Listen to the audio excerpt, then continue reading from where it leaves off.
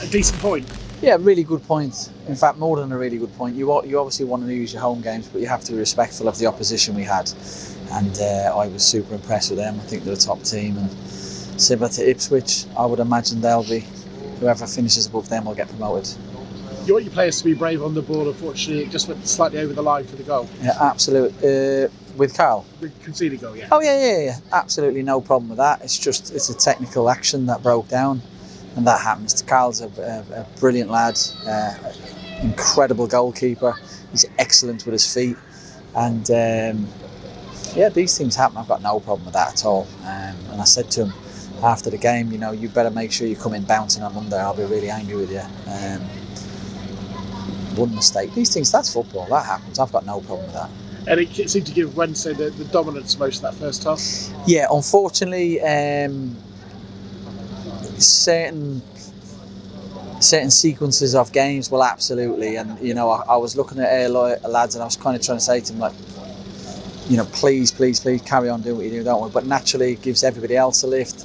Early goal for Sheffield Wednesday, they're 1-up at our crowd. At our ground, obviously we got a full house, and then it was interesting because I wanted Carl to carry on. The ball to Pawdy was on all day. It was the out ball, and I kind of wanted him to carry on doing that. But it was a massive momentum change. But I think it says a lot about the lads, how they responded. Yeah, I mean, they stuck in, didn't they? And the only frustration was the amount of time. Barry Bannon's a great player, but he had a lot of time on the ball. Yeah, look, I'm going to be honest, we had a million conversations about what we do, how we do it, talking about man marking him. He is absolutely top class, and I don't care who he plays against, what team plays against, they're going to be very worried about him. And do you change your principles and do certain things and shapes, and maybe going for man that's potentially to the detriment of your team? We just talked about a couple of things where we felt it could help us. That's a tough call. He's a fantastic man. Very different second half, though. Very different field and a great start. Brilliant start. I'm not sure what happened in terms of Sheffield Wednesday, but it was an outstanding goal, a brilliant passage of play, some lovely one-touch football, incredible through pass. I think it was from Ben, and then I think Danny made it a lot easier. It made it look a lot easier than it was. But in terms of what a good goal looks like, I don't think you can see many better. Felt an important moment. We talked about it, didn't we, beforehand, the goal in midweek. Another important moment for him as he adjusts to League One football. For Danny. Yes, absolutely. It's really weird. I was thinking about Danny today, and this is a really weird starter point I'm going to make to you. Like, he's never played in the day. Oh, so, really? Yeah, he plays in Ireland every week. He plays at night, and even little things like that, we're thinking, this is going to be quite foreign to him. And and a multitude of other things. But, leaving home, leaving his partner, leaving his family, I've done it. I know what it's like. You got the support of everybody, but it's so hard. He deserves a huge amount of credit. And when you leave Dublin, when you're not that far away, just getting on a flight feels like you may as well be in New Zealand. And there'll probably be lads that can get home in London and stuff.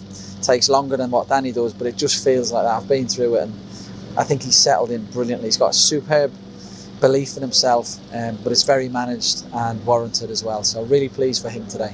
As part of that adjustment, getting used to officials as well. He had a lot of instances where he felt he was fouled and the official didn't give it.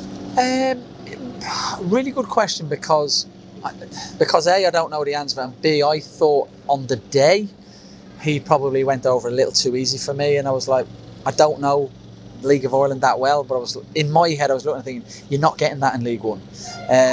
Something for everybody who's listening, because I found this really, really frustrating this year, is the officials have been told to let the game roll, to let the game play, and we found to a detriment this year, particularly in the first 10 games, our lads were constantly getting fouled. They'd play on, they'd react poorly through frustration, they would then foul the opposition, and we were getting loads of free kicks against us. So maybe that's something that Danny might have to get used to. Would have been new to him, but he buys a lot of fouls. He's quite aggressive, he's quite tough, and I'm sure there was one or two, but I thought the officials for me were brilliant today. There was definitely one or two by the end of the game where we could have had in our favour.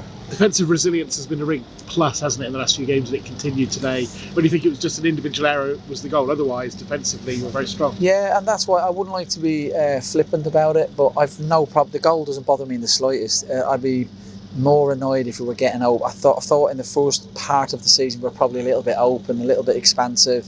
They're things you need to fix. Like, the likelihood of Carl doing that again will be very slim.